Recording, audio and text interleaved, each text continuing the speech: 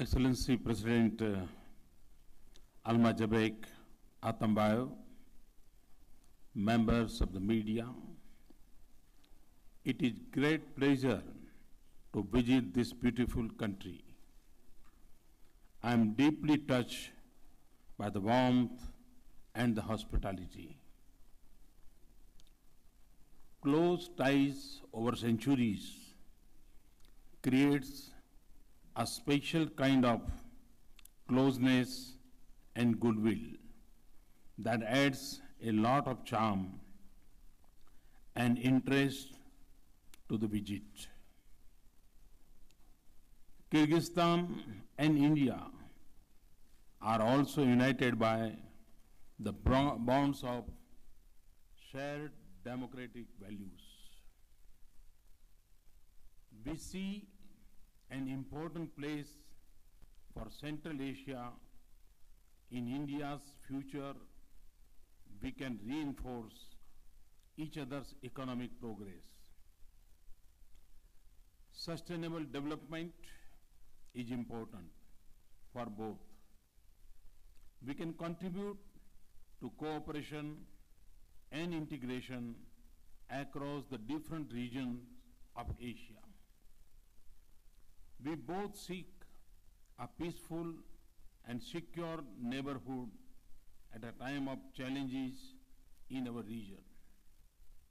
And we have shared interests in combating extremism and terrorism that has become a threat without borders.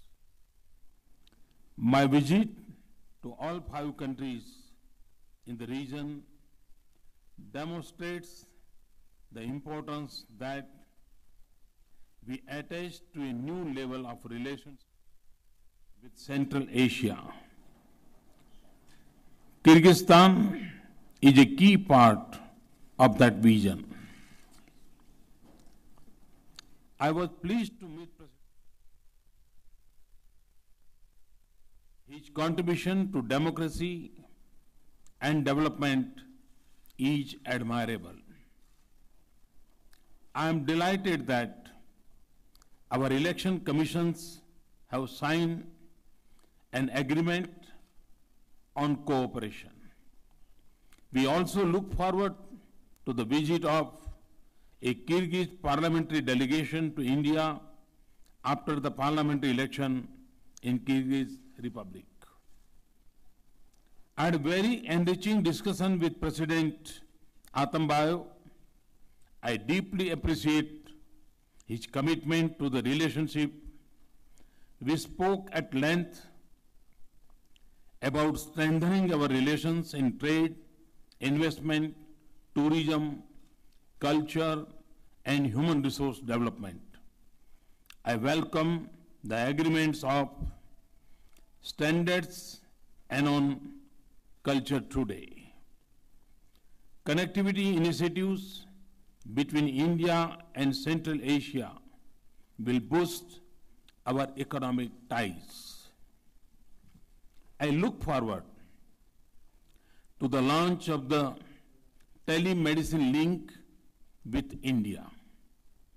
It is the first in the region, and it tells us about the possibilities of the digital world. We will also initiate the second phase of Kyrgyz-India Mountain Biomedical Research Center. We will enhance our engagement in capacity building and increase the training offers for Kyrgyzstan to 100 this year. I am pleased that we have established a India-Kyrgyz Center for Information Technology in the Kyrgyz State University in Bishkek. Information technology is critical for success today and for creating opportunities for the youth. We will be pleased to set up a similar centers in other major cities in Kyrgyzstan. Agriculture is an important sector in both India and the Kyrgyz Republic. We will shortly hold a roundtable Bishkek to explore possible avenue for cooperation and identify concrete projects in the agriculture sector. Later today, I will have the privilege of unveiling the statue of Mahatma Gandhi on the street that bears his name. I thank the people of Kyrgyzstan for this honor. His life and message are universal and timeless.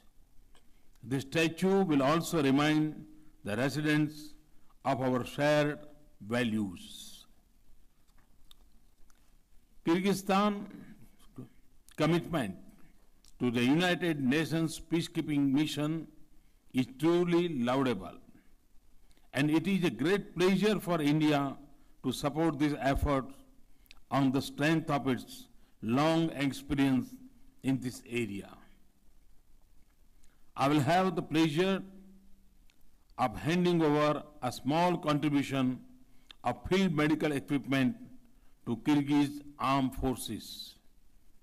Our defense ties are strong. We have just completed a joint exercise, Khanjar 2015. We have decided to hold joint military exercise on an annual basis. The IT center in the Kyrgyz Military Academy is an example of innovative cooperation that is important to both countries. Our new agreement on defense cooperation would provide a framework to broaden our engagement. This would include a defense technology. I congratulate President on Kyrgyzstan joining the Eurasian Economic Union. We agreed that a free trade agreement between India and EEU will substantially increase our cooperation. He expressed support for an early completion of the Joint Study Group feasibility report. We agreed that this would make Kyrgyzstan a base for India's economic engagement in the region. We also look forward to our engagement in the Shanghai Cooperation Organization. I am grateful for Kyrgyzstan's strong support to India's candidature for permanent membership for an expanded United Nations Security Council.